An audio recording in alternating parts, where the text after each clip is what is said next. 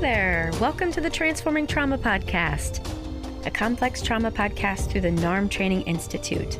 My name is Sarah Bueno, and I am a psychotherapist here in Chicago and currently a NARM student. And I am so excited to share this podcast with you all. Transforming Trauma is presented by the NARM Training Institute. The Institute offers NARM practitioner trainings for mental health professionals who are looking for advanced training in complex post-traumatic stress disorder. The NeuroAffective Relational Model is a cutting-edge, innovative approach for resolving CPTSD, addressing attachment, developmental, relational, and intergenerational trauma. Well, welcome to Transforming Trauma. I am sitting here with Brad Kammer and Dr. Laurence Heller, and we have the opportunity to talk to people about what's going on with the coronavirus. And I thought we could start this session like all the others and ask Larry and Brad both, what do you want people to get out of this today?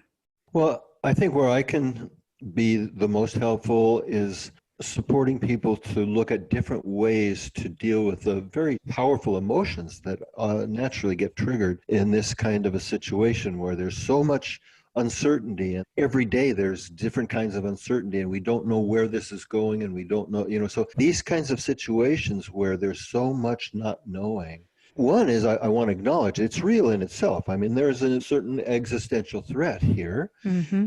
On the other hand, what we talk about specifically in NARM as anxiety as opposed to fear, those elements that are also brought up in us that are unresolved from our own history and developmental process that then get projected onto these kinds of situations where there is a certain amount of realistic fear that people are having, and how to maybe sort out the difference between the two, and even how to manage the real fear as well as the anxiety that gets evoked. So that's the orientation that I have for today.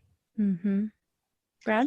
Yeah, and for me, I know so many people that listen to our podcast are in the helping profession, a lot of therapists and educators and social workers. And, this is a really difficult time, of course, because like Larry was saying, not only is there real trauma we're facing in real time, but it also stirs up a lot of our old coping strategies for better and for worse. And I just want everyone to know that as being this community that's oriented around trauma-informed care, that we're just going to do the best we can to learn from each other. And we have a lot of wisdom from Larry and from people in our field that can guide us through this, but also just that we're a community that really cares about each other and cares about the clients in the populations and communities that we're working with. And just taking some time to really recognize that we're all in this together. I think for me, that's really a critical piece. One of the big challenges, just to continue what Brad was saying, is that the very fact that we have to do all of this social isolation, one of the major kinds of coping mechanisms, healthy coping mechanisms that we can fall back on in most situations is engaging with each other. And it's also being challenged by the fact that we're all kind of having to isolate in our own little pods wherever it is that we're living. So that presents a challenge. And then, the other thing too is that all of the various kinds of motor activities that we use to try and regulate ourselves as best we can are often limited because we're not going out of the house as much. We're not distracting ourselves, at least with movies and theaters or restaurants or the kinds of things that have been available to us. And this also really requires us to focus more on what our internal resources are and our internal capacities, and also those areas where they're not as developed as they might be, because that's going to be true for all of us in different ways and in different degrees. So one of the things that I want to maybe start with or continue with here is that it's important to really listen to our emotions, but it's also important to approach both our thoughts and our emotions and reactions about all of the developing news that's going on with a certain kind of, we're not going to run away from those emotions, but we're not going to take them as absolute truth either. To realize that we all have a tendency to create and project onto this situation anything that's unresolved from the past, so that we're not taking our emotions as absolute truth, but we're not ignoring or denying them either. The very common coping mechanisms that people use are acting out. So I'm sure we're going to see an uptick in domestic violence, for example. That's one way that people act out. And then, of course, acting in with depression, collapse, substance abuse, self-harm, all kinds of things. I can imagine that I haven't read any specific statistics yet, but I imagine that we'll be seeing those kinds of things. So to find that middle path where we're not acting out, not acting in. This is, again, consistent with the NARM model, being present to what we think and feel, but again, not taking that as absolute truth. And so that's part of the thing that I want to support people. One of the things I've been tracking in myself is this fear of the unknown, right? And you said that earlier, and that is true, that we don't have answers. And so can you speak to how we work with that experience of not knowing and guiding our clients through the same thing at the same time? Well, I think without getting too philosophical, it really brings up a fundamental human truth, which is the helplessness that is a part of the human experience. We all know on some level that we're going to die. We all know that the people that we love are going to die. We couldn't live with that. Most people, at least, can't live with that every day. But this core helplessness that we tend to avoid and run from gets really brought up in these times of not knowing and these times of profound uncertainty. And so in some ways, it could begin coming to terms with that there is a real helplessness that's part of the human condition. And one of the things that Brad and I teach is that you only make helplessness worse if you try and run away from it.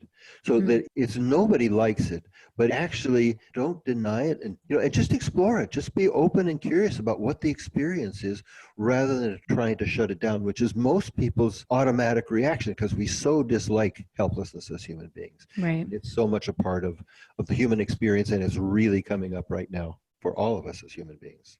Larry and I, before we started, we're talking about just this whole concept of like uncertainty and how unsettling that is for everyone. And then, of course, when we're watching family members or people in our community get impacted or affected by this, the ways that we run from ourselves, that's the language Larry's been using, these are ways that we have come about honestly. I mean, we've been using these for many, many years. And I think there's often a real fear that we don't know how to do it differently. Like we'll be overwhelmed, we'll be swept up. Like if we turn and really try to stay present with ourselves, then it's going to be too much for us. And Larry was mentioned before, it's like a lot of our coping strategies have been taken away because we're having to stay in home and disconnected from things that have helped us kind of distract from this helplessness and this uncertainty. And I think like a lot of people, I'm trying to find all the silver linings in this. And I think, one of the silver linings for me, I've noticed is, my life has been really busy over the last couple of years. And just in the last week since I've been at home, there is a settling or a quietness that I've been experiencing within myself that I really appreciate. And I can see how my overworking is a strategy for me to kind of run away from different feelings that come up for me. And so I've been trying to really practice staying connected to myself in a quieter way, which is part of also what we teach in our trainings with the therapists, that to be really effective, we really need to meet our clients from a quieter place. And so, you see that with parents too. I mean, children need their parents to meet them with greater regulation. And so the more we can kind of work on that internally, I think the better that is also for our children too, because this is a very unsettling time for them too. And can't lie to them. A lot of parents and a lot of adults lie to kids to try to help them get through these circumstances. There's no lying about this. This is affecting everything. So the way that we show up in ourselves is really going to be the best model for them about how to navigate this really scary time. And if you're fortunate to be living in a family situation or with a partner, that's one thing. And then there are a lot of people out there who are living by themselves, and they're in a certain greater risk, because it's really useful, of course, to share with your partner, not to sugarcoat it, and for parents to be clear between each other so that they can then provide for the children a safer platform to address these difficulties. So I'm concerned about some of the people who are really profoundly isolated out there, and I'm hoping that there can be some community-wide things to address that. There are certainly virtual communities that people can join. That's better than nothing. But obviously, social engagement is one of the things that's so important to us as human beings. And it can be used as a distraction, but it can also be used as a deepening and as a way of really connecting to ourselves too. Yeah, I love these images I've seen of like neighborhoods where there'll be these, people sitting 10 feet away from each other in lawn chairs. And it's just so sweet. I mean, even in the midst of all these really difficult times, humans really are wired to come together, want to come together. And I think, Larry, you mentioned the virtual ways that we're connecting. I mean, I just found out, I didn't know this, that Netflix allows you to watch with friends. You can actually... What? Yes. Yeah. Netflix party, I guess is what it's called. I am so into that. Yeah.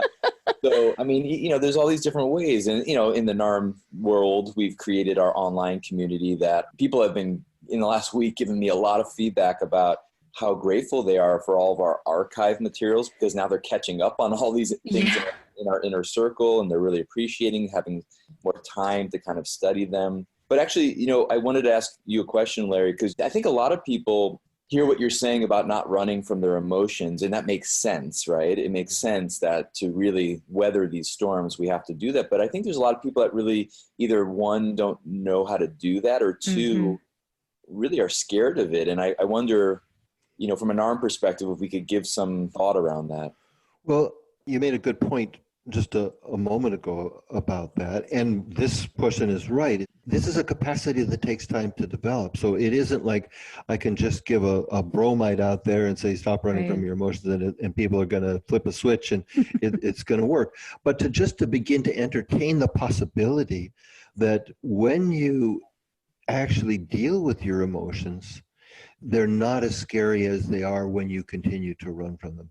That if you can keep that at the back of your mind, that these states are manageable. And the more experience that we have of not running, the more confidence we develop in our ability to stay present to these pieces. And now I specifically remember, Sarah, what it was that I was going to talk about. It's about grief. There is a grieving process in this. Because we are losing, it may not be a permanent loss, but in some ways, I think this is going to change the world. Agreed. Maybe for the better in some ways, and maybe for the worse in some ways, but it's clearly, this is kind of a pivotal event in our lifetimes. And anytime there's what seems like major loss or is major loss, grieving is part of that process. And again, in NARM, we make this strong distinction between a kind of collapsed, depressive grieving, which is frozen and isn't in a live state, versus really allowing yourself to feel the emotions associated with the real loss that's happening right now. Right. The loss of a certain way of life, the loss of, some people, of course, out there are losing loved ones. Fortunately, the numbers are still relatively small considering, but we don't know where it's going. And there's that uncertainty about future loss. So again, it's of the things that we encourage people not to run away from is grieving, because remember, emotions are not designed to be permanent.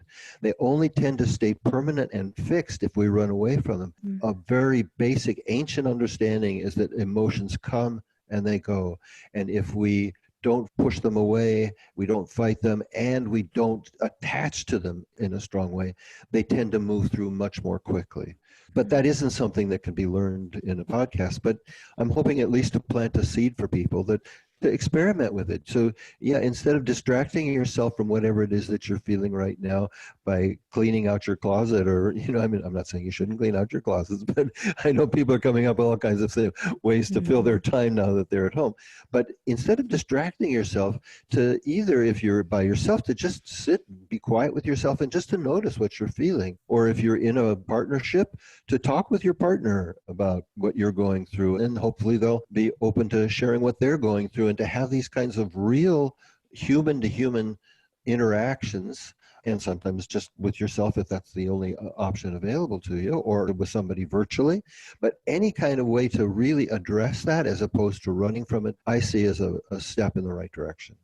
And if I can share sort of almost a real-time example, I just a couple hours ago had a NARM experiential with one of the NARM trained therapists, and the fear of the unknown has been really present for me. And as we were sitting with that, grief is what bubbled up, and it was grief of the loss of my dog that's been several months, and I've been so busy, I haven't grieved. And I I wept and I was able to let it move through. And then the question after I stopped crying, she said, "What are you experiencing right now?" And I said, "Oh, it did stop. I was afraid it wouldn't stop, but it did. I wept for a few moments and then there was calm and quiet inside. And it's transformative."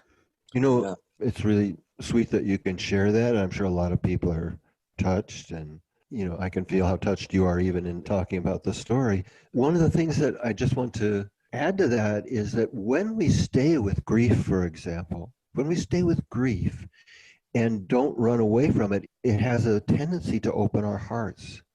And when we open our hearts, the various heart qualities that are our birthright and part of our nature can become more accessible, like compassion. If we let ourselves feel the pain of the loss of dogs or loved ones, and of course, there's different kinds and levels of grief, but just the grieving about what's happening in the world today, we can be more compassionate with ourselves, and we can be more compassionate with all the people out there who are struggling. So that's the value that's so intrinsic to what I teach, is that these capacities become available to us when we stop running away, particularly the heart capacities.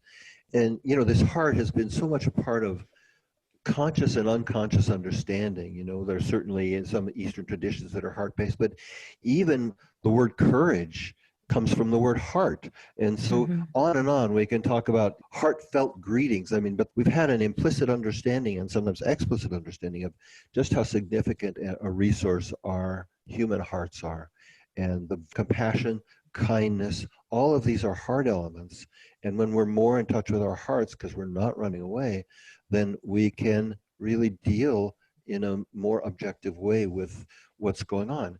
And I want to add, it's really important. Some people have this idea, and it really is just an idea, that they have to stay constantly vigilant to protect themselves from danger. Well, it doesn't work that way, actually, because as we get more sympathetically aroused in terms of the sympathetic branch of the autonomic nervous system, the social engagement system goes offline, and eventually the prefrontal cortex goes offline, and we're actually less objective, less present, and have less of our internal capacities available to us. So taking time for oneself and for one's emotional state and one's emotional well-being and the well-being of those that we can impact, that makes such a huge difference. And I do see people in their whatever ways are possible for them, reaching out to other people.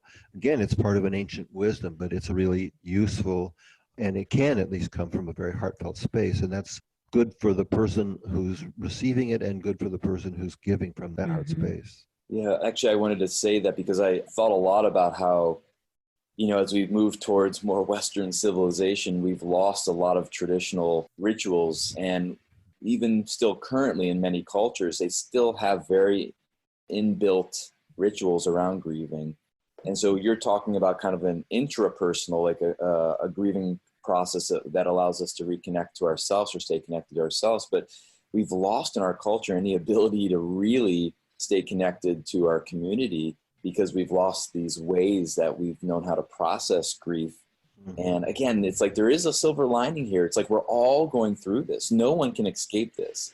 And it's not like, certain populations are going through something and others aren't. And in some ways, I think that does allow us some opportunity to really stay connected, stay resonating with other people that are going through very similar experiences, and allow us to not only stay connected to ourselves, but also connect to other people. And I know that was the intention of this podcast and some of the other things we're trying to do from the NARM Training Institute, is just within our small community of just allowing a space where, we have each other's backs and we care about each other, and we're taking time to really check in with each other. And also some really, for me at least, fun distractions of learning more about NARM and deepening and having an opportunity to connect with people that I really enjoy connecting with, like the two of you. So really happy that we had an opportunity to do this today.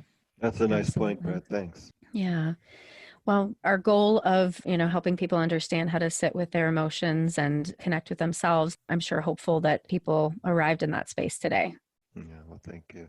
Thanks, Sarah, also for sharing and for guiding us through this. And I know we have a lot of other great podcasts coming that you're excited about, we're excited about. So that's another way that we can kind of reach out and support our community and hopefully other people that are interested in this form of trauma healing. And I want to thank you, Sarah, for sharing your story, because one, it was very touching to me to hear it. And I'm sure for many, if not everybody listening, they could feel the emotion that's there and then also hear how you move through that. And it's that kind of personal sharing, that kind of heart-centered sharing that is so healing for us as human beings. So you helped to take it to that kind of experiential heart level, and I appreciate that. Thank you. Thank you. Thanks so much for joining us for today's episode. If you want to learn more, you can check out the show notes or visit us at www.narmtraining.com/transformingtrauma. The Transforming Trauma podcast is brought to you by the NARM Training Institute. NARM practitioner trainings for mental health professionals are offered across North America and internationally. The NARM Training Institute also offers the Inner Circle, which is an online self-paced learning program intended for anyone who is interested in joining an international online community focused on healing complex trauma. You can find more information about these trauma-informed learning programs in addition to other resources on the website www.narmtraining.com. Thanks to Andrea Klunder and the Creative Imposter Studios for producing and editing, to Tori Essex for our album art, and to Brad Kammer for the creation of this podcast. We really look forward to building community and connection with you and changing the world by transforming trauma.